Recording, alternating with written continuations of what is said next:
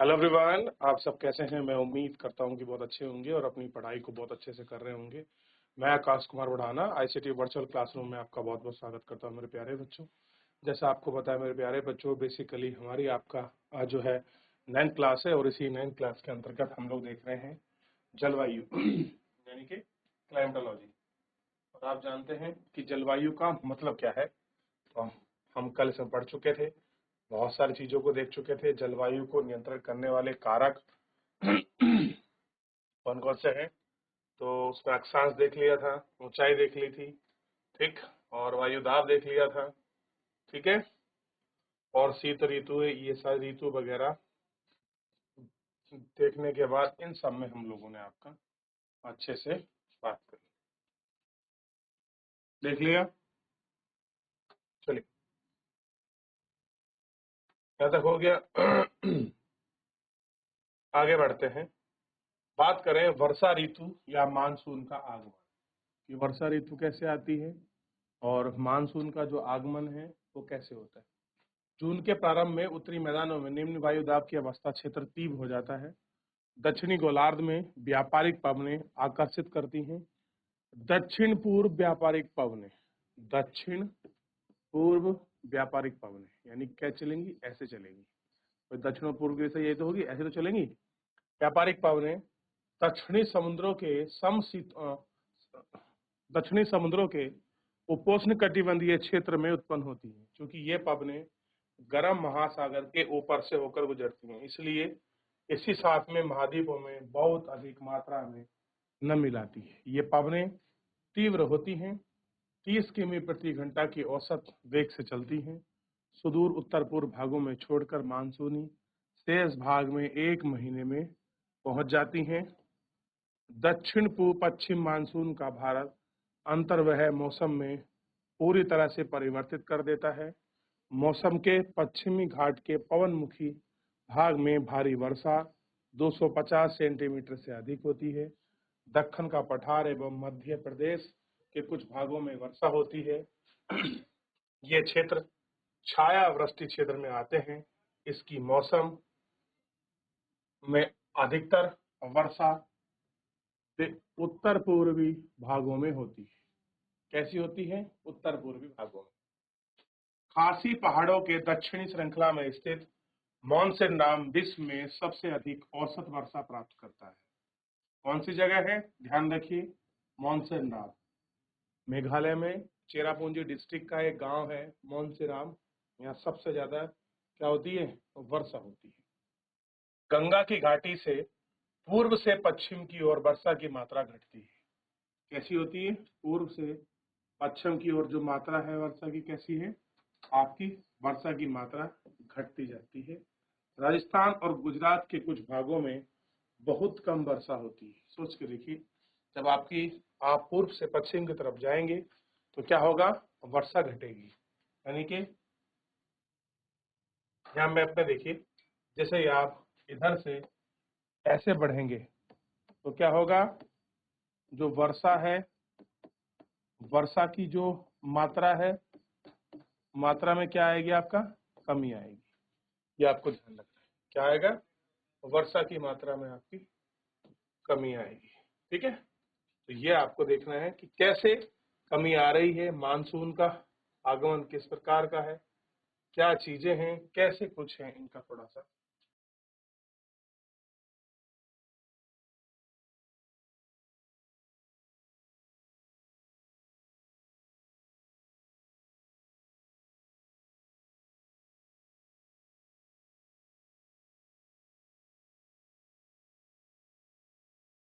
हो गया। तो वर्षा की मात्रा कितनी है आपके सामने दिखाई देगी। औसत ऑन एवरेज क्या है? चलिए, तो वर्षा कहाँ होती है? उत्तर पूर्वी भागों में होती है। और जब होती है तो वर्षा पूर्व से पश्चिम की ओर घटती जाती है। ठीक है, क्योंकि उसमें आर्द्रता की मात्रा कम हो जाती है, मॉइस्चर कम हो जाता है। चलिए, अब थोड़ा आगे बढ़ते हैं। मानसून से संबंधित एक अन्य परिघटना है वर्षा में विराम, वर्षा में विराम। देखिए वर्षा हो रही है वो बात एक अलग है, लेकिन बीच बीच में वर्षा रुक जाती है, वो होती क्यों है? इसमें आर्द्रता एवं शुष्क दोनों तरह का अंतराल होता है, यानी कि ह्यूमिडिटी और ड्राइनेस की वजह से दोनों अंतराल होते हैं।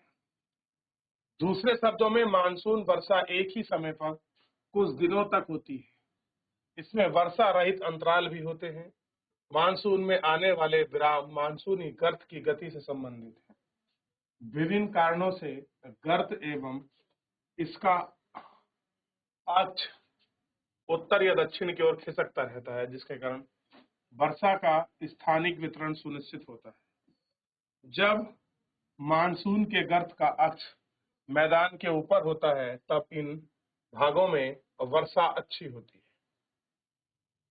दूसरी ओर जब अक्ष हिमालय के समीप चलता जाता है तब मैदान में लंबे समय तक शुष्क अवस्था रहती है। हिमालय की नदियां पर्वतीय जल संग्रहण क्षेत्र का विस्तार वर्षा है। कैसा है? पर्वतीय जल संग्रहण क्षेत्र से लेकर ये क्षेत्र सारे वर्षा का है। इसमें भारी वर्षा के कारण मैदानी क्षेत्रों में विनाशकारी बाढ़ आती है। अब क्या होगा? बाढ़ ज्यादा होगी, पहाड़ों पर बर्फ ज्यादा होगी, नदियों में जल आएगा, वो नदियां जिस क्षेत्र के जिस बेसिन से बह रही होंगी उस क्षेत्र को बहाती हुई ले जाएंगी और उनमें वर्षा की मात्रा अधिक होने के कारण ये सारी चीजें आपको देखने के लिए मिलेंगी। ठीक, अब देखिए, वजन एवं जान एवं माल की क्षति होती है, जान जाती है, माल की हानि होती है। और कह रहे हैं कि उष्णकटिबंधीय क्षेत्र निम्न दाब में तीव्र आवर्ती भी मानसूनी वर्षा की मात्रा में समय को निर्धारित करती है। निम्न दाब का क्षेत्र बंगाल की खाड़ी के ऊपर बना रहता है, मुख्य स्थलीय भाग को पार कर जाता है। यह गर्त निम्न दाब के मानसून गर्त के अक्ष के अनुसार है। मानसून को इसकी अनिश्चितता के लिए जाना जाता है। शुष्क एवं आर्द्रता स्थितियों में तीव्र आवर्ती एवं समय काल में विभिन्नता होती है। इसी कारण से एक भाग में बाढ़ आती है और दूसरा भाग सूखा पड़ जाता है।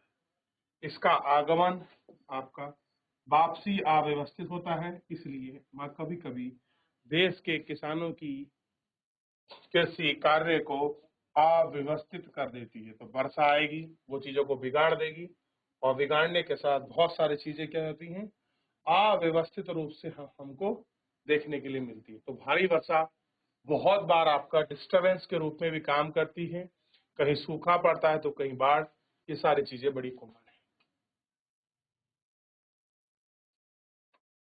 आगे बढ़े, मानसूनी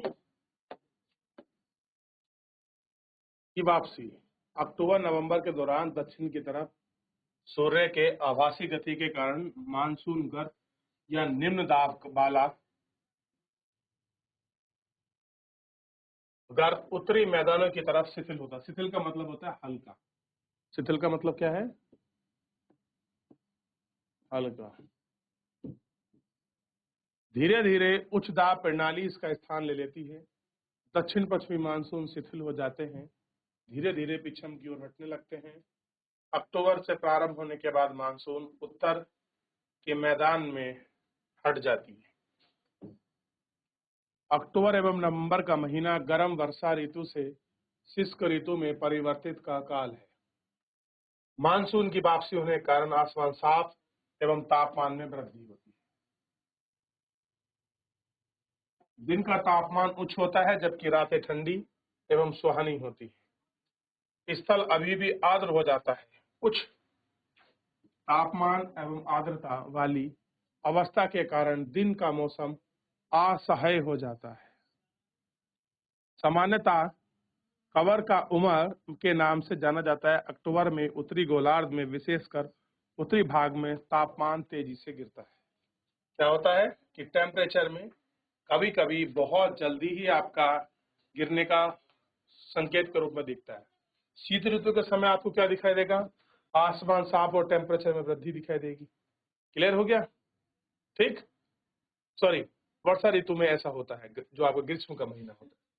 क्लियर है? ये आपको दिखाई देगा। अच्छा, मानसीधाम विश्व में सर्वाधिक वर्षा वाला क्षेत्र है। ये आपका सेगमेंट माइट और सेलेक्वाइट वहां गुफाओं के लिए प्रसिद्ध है। दो गुफा है, सेलेमाइट और सेलेक्वाइट, ये दो गुफा हैं जिनके लिए बड़ा फेमस है।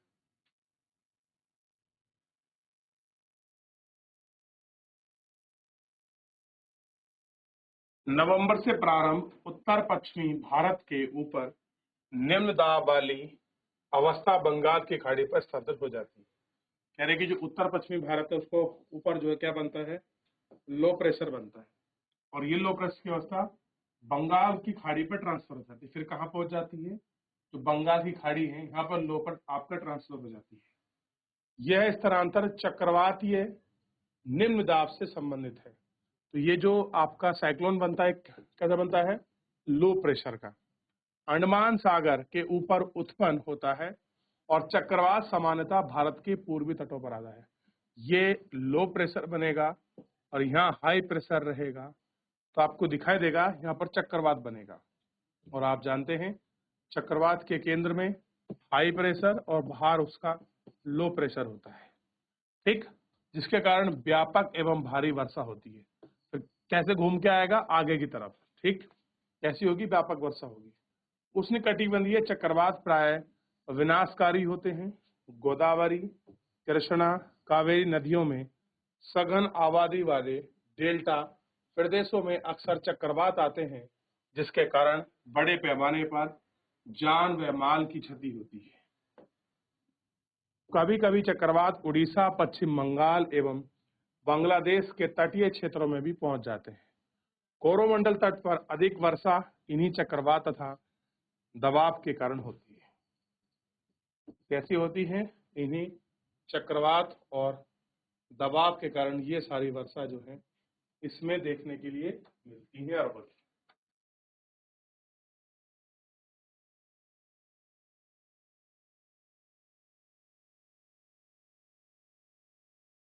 चलिए अब जो वर्षा का वितरण है उस पर थोड़ी सी बात करेंगे। वर्षा का वितरण पश्चिमी तट पर भागों में उत्तर पूर्वी मानसून में 400 सेंटीमीटर वार्षिक वर्षा होती है। कैसी होती है, 400 सेंटीमीटर वार्षिक वर्षा। पश्चिमी राजस्थान में इसे एवं सटे पंजाब, हिमालय, हरियाणा, गुजरात के भागों में 60 सेंटीमीटर से भी कम वर्षा होती है। कैसी होती है कि भाई 60 सेंटीमीटर से भी जो कम वर्षा है यहाँ होती है। दक्षिणी पठार के आंतरिक भागों में सह्याद्री के पूर्व में वर्षा की मात्रा समान रूप से कम होती है। इन क्षेत्रों में वर्षा की मात्रा कम क्यों होती है, जम्मू कश्मीर के लेह में भी वर्षण की मात्रा काफी कम होती है। देश के शेष हिस्सों में वर्षा की मात्रा मध्यम रहती है। हिमपात हिमालय क्षेत्रों तक ही सीमित होता है। अच्छा, कुछ तो कारण होगा कि कहीं पर वर्षा ज्यादा कम होती है, कहीं पर अलग अलग रूप में हमको दिखाई देती है। ये सारी चीजें हमको ऐसे ही क्यों देखने के लिए मिलती, क्या पता है किसी को?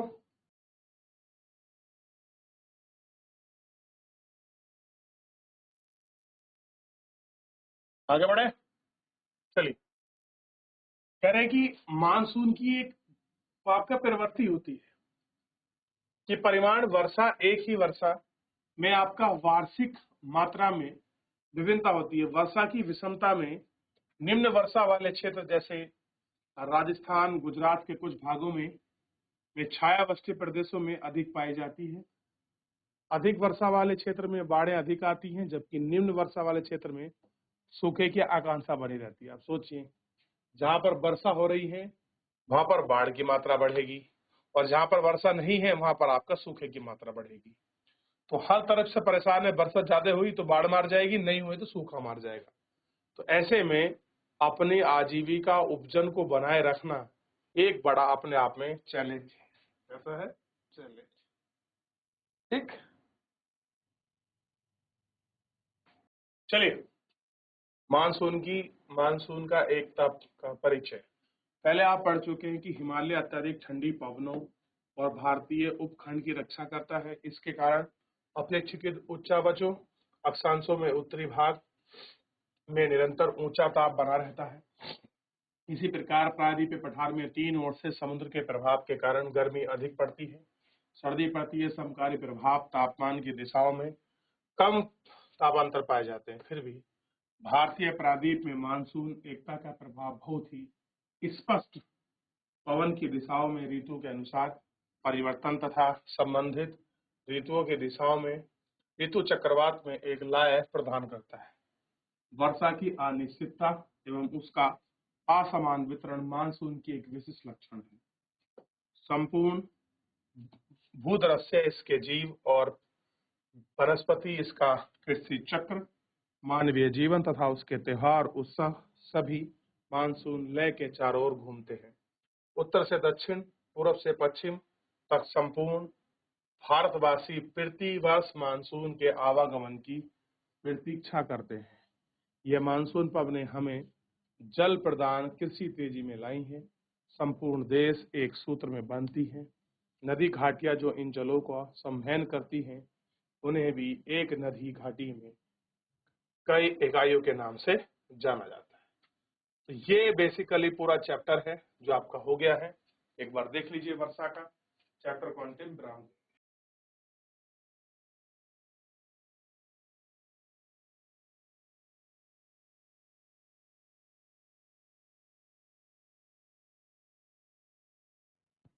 चलिए देख लिया, तो फिलहाल पूरा चैप्टर समाप्त हो गया है।